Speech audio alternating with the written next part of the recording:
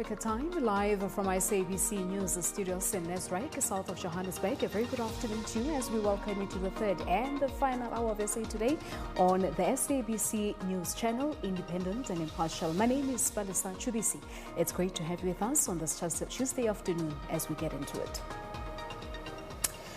In news just in, Burundi's President Piere Nkurunziza has died. The government of the Republic of Burundi, in a statement, said the unexpected death of Nkurunziza occurred at the Karusi 50th Anniversary Hospital following a cardiac arrest. For more on the story now, let us cross via Skype to SABC News East Africa correspondent Sarah Kimani, joining us live from Nairobi, Kenya. Sarah, good afternoon to you. Thank you so much for coming through. So the government has indeed confirmed the passing of the president, and we understand it's due to a cardiac arrest, but this happened yesterday already. Yes, indeed. The government of Burundi, in a statement released a few minutes ago, has confirmed that President Piere Nkurunziza, outgoing president of Burundi, passed on yesterday while receiving treatment in hospital in the capital, Bujumbura. The report further indicates that he had actually watched a volleyball match in his village of Ngozi on Sunday, and then on Sunday night is when he was taken ill and he was taken to hospital. They say that he suffered a cardiac arrest on Monday. They have, however, not said if he had any underlying ailments or there was any other treatment that he was receiving before this cardiac arrest.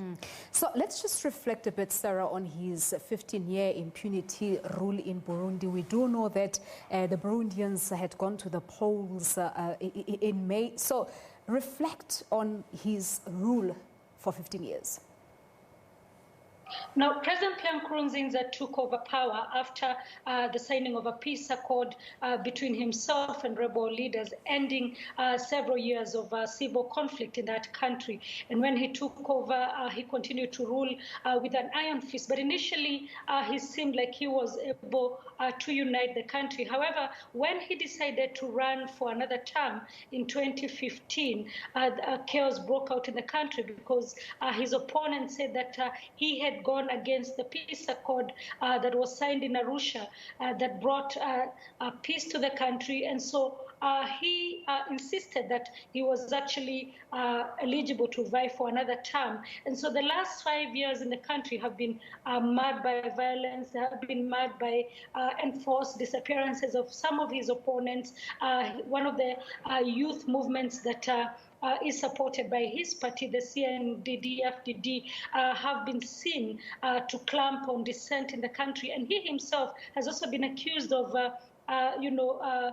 reining in very hard on dissenters and people who have been against his rule.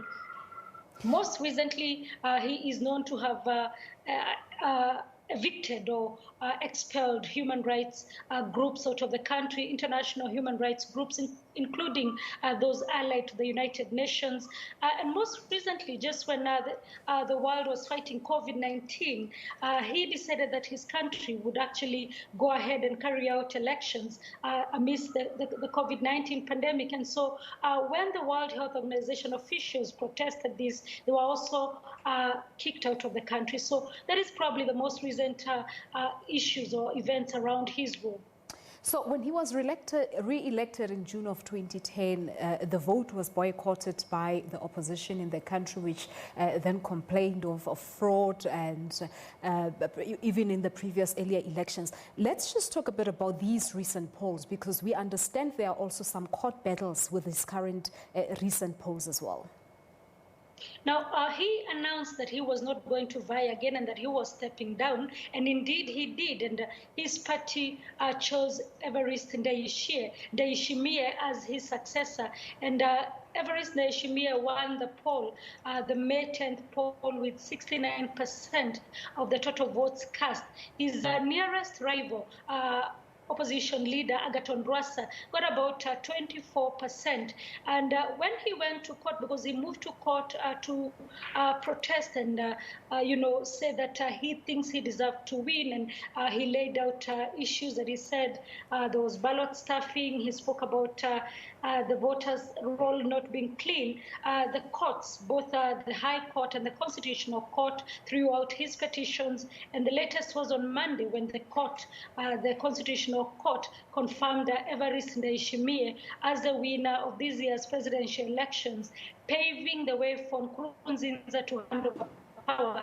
That would have happened in August this year. It seems now it will have to be brought forward very fast so that then there is no a power vacuum in the country. Also, interesting to notice that even though he has said that he was going to step down, the party had appointed him as the supreme guide.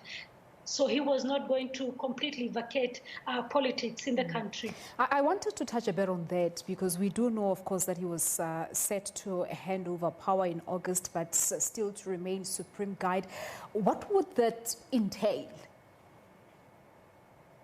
We still did not know quite what that would mean, but considering that he handpicked his successor, it means he would have still had a lot of influence and say in running of the government. Take, for example, there would have been the appointment of a cabinet. We would have seen his hand in that. We would have seen his hand in the management of the party, the CNDD-FDD party, the main ruling party in the country and the strong party in the country, seeing as he has managed to clamp on dissent and also on the opposition party. And I suppose it's still a bit early to have gathered perhaps some take of the Burundians on his departure. But I believe this is someone who's leaving behind some fears of political crisis and a country that had been destabilized for quite some time now.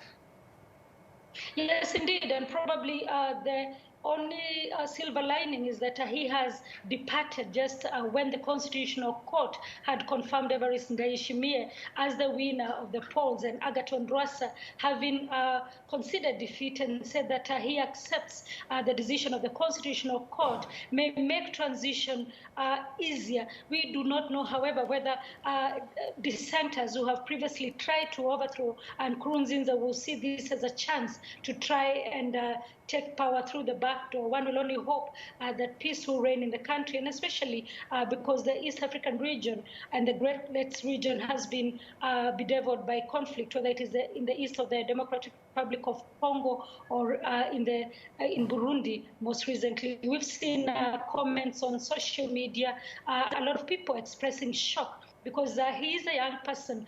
President Nkurunziza was 55. Maybe just to let you know that his wife had actually been airlifted to Nairobi to receive treatment. We still do not know what kind of treatment she was receiving, although a lot of speculation was that she may have been infected with COVID-19 during the campaigns for the presidency. And we also understand that she was receiving treatment together with some of her close personal aides. We still do not know if President Nkurunziza was free of COVID-19, and we have seen government rebuffing those rumors which are already taking place on social media. All right. So just quickly, Sarah, just remind us what the constitution of the country says. So does it mean now that his successor will automatically resume power?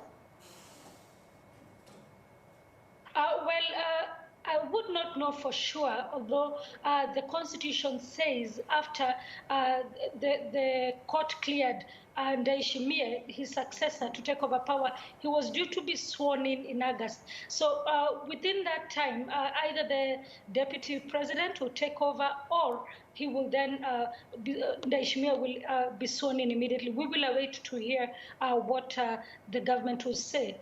All right, time constrained, Sarah. We'll leave it at that. But thank you so much for that update. Our SABC News correspondent live from Nairobi, Kenya, Sarah Kimani, confirming for us that the president of Burundi, Piere Nkurunziza, has indeed died at the age of 55 due to cardiac arrest. And this, of course, is a developing story because we wait to see now what happens. We do know that he was supposed to vacate his position in August, making a way for his successor, and he was to remain a supreme supreme guide in the country. But as Sarah said, we wait and see what happens and what the Constitution says regarding this particular move. Do stay tuned to the SABC News channel. We'll certainly have